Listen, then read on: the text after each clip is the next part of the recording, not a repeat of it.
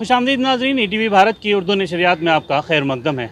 विजय दिवस के तौर पे पूरे मुल्क में एक जश्न मनाया जाएगा, लेकिन उस जश्न के लिए जिसने बलिदान दिया, जिसने कुर्बानियाँ दी, उसी से मुतालिक हमारे साथ सुल्तान चौधरी मौजूद हैं, जिन्होंने ख़ुद कारगिल की जंग में हिस्सा लिया और जब उनकी गोली लगी उसके बाद वो तकरीबन कई महीने तक हॉस्पिटल में रहे और हॉस्पिटल से के बाद उनको घर लाया गया। उसके बाद कहीं जाके उन्होंने दोबारा से अपनी खिदमत अंजाम दी।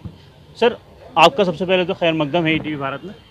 बहुत बहुत शुक्रिया ETV का, जिन्होंने जो है कारगिल के ऊपर उन जवानों को जिन्होंने देश के लिए बलिदान दिया, उनके लिए जो है स्टोरी की और बाकायदा उन देशवासियों को भी याद दिलाया कि कहीं भूल ना जाना उन बलिदानों को जिन्होंने आपके लिए जो है कुर्बानियाँ दी हैं।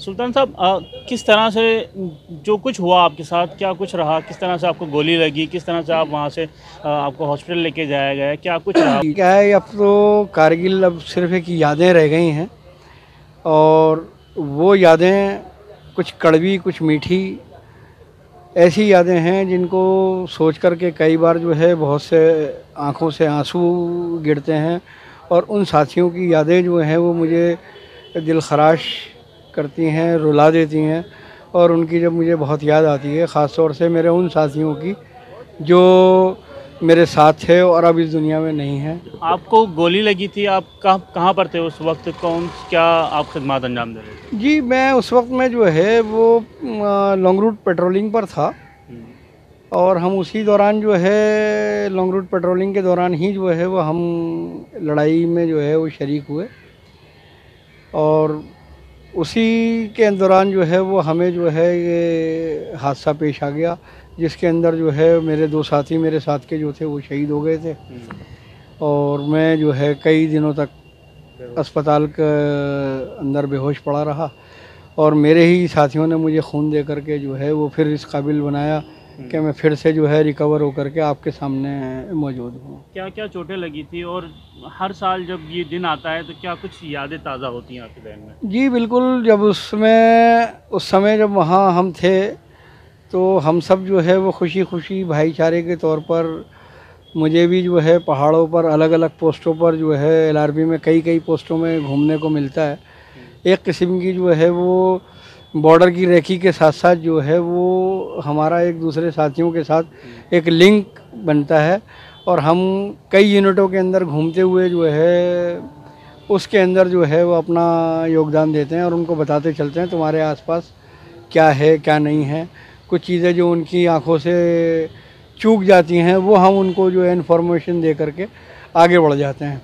इस तरीके से जो है वो टीमें रेगुलरली हमारी काम करती हैं और बॉर्डर की रेखी करती रहती हैं, जिस पर जो है छोटी बहुत भी कहीं अगर घुसपैठ होती है तो उसकी फ़ौरन इन्फॉर्मेशन वहाँ से लेकर दिल्ली तक जो है वो LRP टीम का काम होता है देने का। मैं तकरीबन जो है वो 13,350 पर मेरी पोस्टिंग थी और वहाँ से जो है वो हम चल रहे थे और जाने के बाद वहाँ से निकले, फिर आगे एक और दराज सेक्टर की ही पोस्ट है, वहाँ पर जो है हम उसमें गए घूमते हुए। अचानक से जो है जब हम पर हमला हुआ, घात लगा करके हम पर हमला किया गया, थोड़ा सा क्योंकि सुबह का अंधेरा और कुछ रोशनी मामूली सी जो होती है ना भौं फटने वाली, जो उस दौरान हम शुरू हो जाते हैं चलना, तो उसके अंदर जो है ये हमारे ऊपर अचानक हमला हुआ और उस पर जो है वो मुझे ये चोटें आईं, मेरे साथियों को भी लगी। कहाँ गिरे थे, कितनी ऊंचाई थी जब? तकरीबन मैं जो है मेरा जहाँ तक मुझे ध्यान है कि तकरीबन 300 से 400 फीट के लगभग जो है वो मैं नीचे आया हूँगा, जहाँ पर जो है ये ईश्वर की ही कृपा थी कि मुझे ज़्यादा कहीं चोट नहीं आई, रगड़ खराशों में ही मेरा मामला हो गया। तो आपका जबड़ा भी टूट गया था? जी, मेरा जबड़ा पूरा टूट गया था, मेरे सब ये दांत वाँत जो है टूट गए थे। इसके बाद फिर वो जो है मैंने नकली दांत भी बहुत दिन तक लगाए।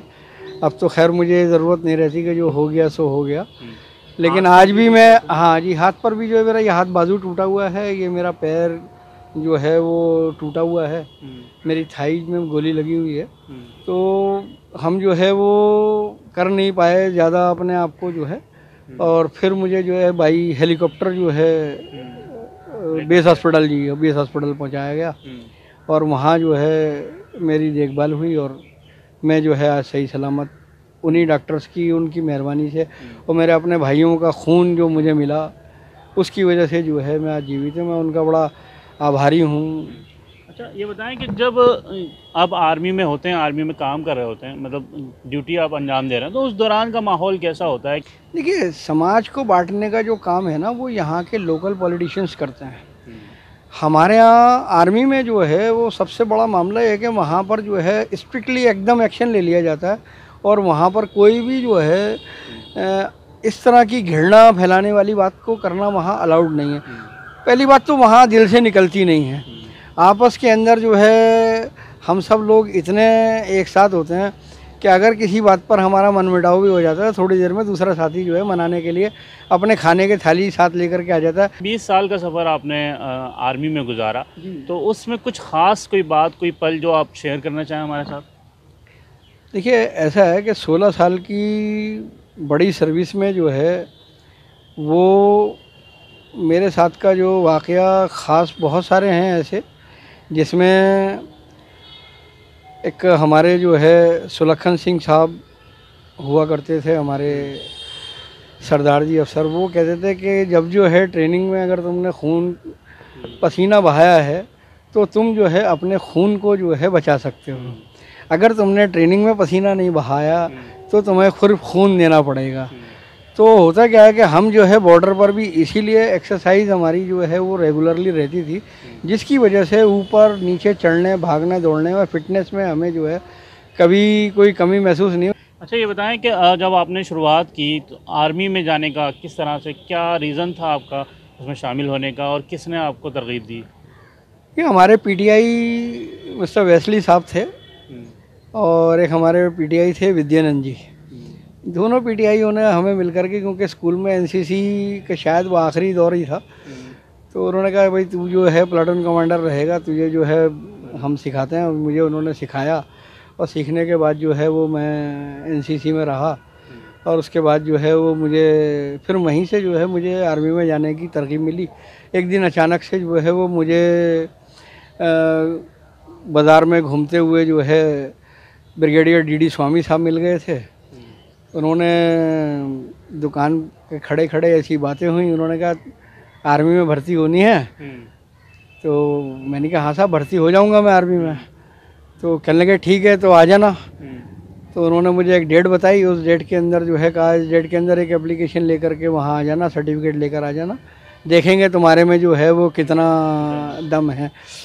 तो फिर वहाँ उन्होंने हमें जो है और भी काफ़ी लोग वहाँ उन्होंने बुला रखे थे, तो उसमें मेरी दौड़ लगवाई और 30 से 40 लोग थे गालिबन छत्रपाली स्टेडियम में। उन्होंने जो है हमें दौड़ाया और दौड़ाने के बाद जो है वो पहली हिट के अंदर उन्होंने देख लिया कि अब ये किसी से रुकने वाला बच्चा नहीं है।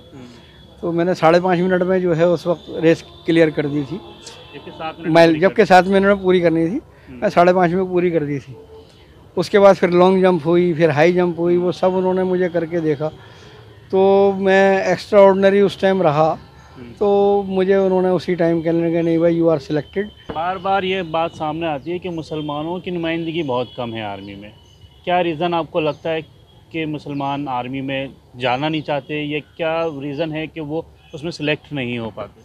देखिए, असल में क्या है ना, एक बड़ी भीड़ जब आर्मी की वैकेंसी निकलती है सब जाते हैं, लेकिन क्योंकि हम लोग भी तादाद में कम हैं, रेशो अगर आप देखा जाए तो हमारा रेशो भी कम है, तो लाजमी सी बात है हमारी नुमाइंदगी भी कम दिखाई देगी।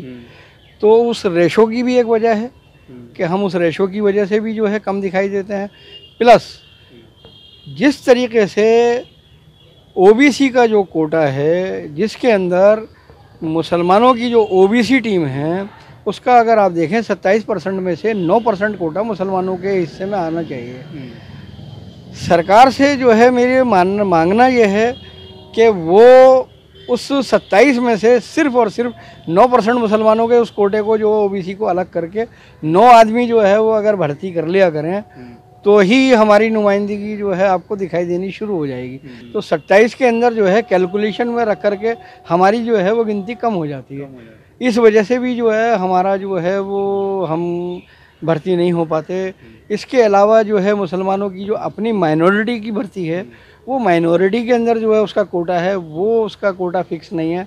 अगर उसका वो कोटा भी फिक्स कर दिया जाए तो भी मुसलमानों की नुमाइंदगी ऑटोमेटिकली बढ़ जाएगी और बल्कि जायज़ तौर पर ठीक हो जाएगी। और उतने मुसलमान तो कम से कम आपको दिखाई देंगे। टोटल माइनॉरिटी और ओबीसी का सब मिला करके हमारा तकरीबन 16% जो है कोटा बैठता है। अगर जो है 1 साल की एक भर्ती के अंदर 16 लोग भी जो है वो आते रहेंगे तो मैं समझता हूँ कि एक बड़ी तादाद के अंदर आपको जो है मुस्लिम टीम दिखाई देनी शुरू हो जाएगी। अच्छा, आखिरी सवाल मैं आपसे करना चाहूँगा। 20 साल तकरीबन आप आर्मी में रहे, 20 साल के बाद जब आप रिटायर्ड हुए, सन 2001 की बात है, उसके बाद क्या कभी दिल करा कि दोबारा से सरहद पे जाएं और सरहद पे जाके दुश्मनों के जिस तरह से जो जवाबी कार्रवाई होती है वो करें? असल में होता क्या है कि देश को जब भी ज़रूरत रहती है ना तो एक्स सर्विस मैन हमेशा तैयार रहता है। जो एक्स हो गया उसको बिल्कुल पता है कि मैंने क्या करना है और जिस टाइम ज़रूरत पड़ेगी तो इसको कहते हैं वार रिजर्व। तो वार वेस्टेज WWR कहते हैं। तो WWR के लिए जब भी ज़रूरत पड़ेगी तो हम तैयार हैं। कभी भी जो है वो कॉल आए या ना आए हम अपने आप को पेश करते हैं।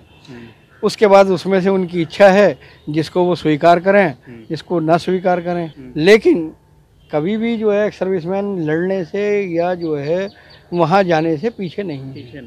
बहुत बहुत शुक्रिया सर हमारे साथ बात करने के लिए। तो ये थे सुल्तान चौधरी साहब जो खुद कारगिल की जंग में शामिल हुए थे और उसमें लगातार जंग के दौरान वो ज़ख्मी हुए थे। ज़ख्मी होने के बाद कुछ वक्त उन्होंने अस्पताल में गुजारा, लेकिन हिम्मत अभी भी उसी तरह है जिस तरह सन 1999 में कारगिल की वार के दौरान थी। अभी भी उनका ये कहना है कि अगर उनको ज़रूरत पड़ती है हुकूमत को उनकी तो वो ज़रूर अब भी जंग के लिए बिल्कुल तैयार हैं। ETV भारत के लिए दिल्ली से मोहम्मद राहिम।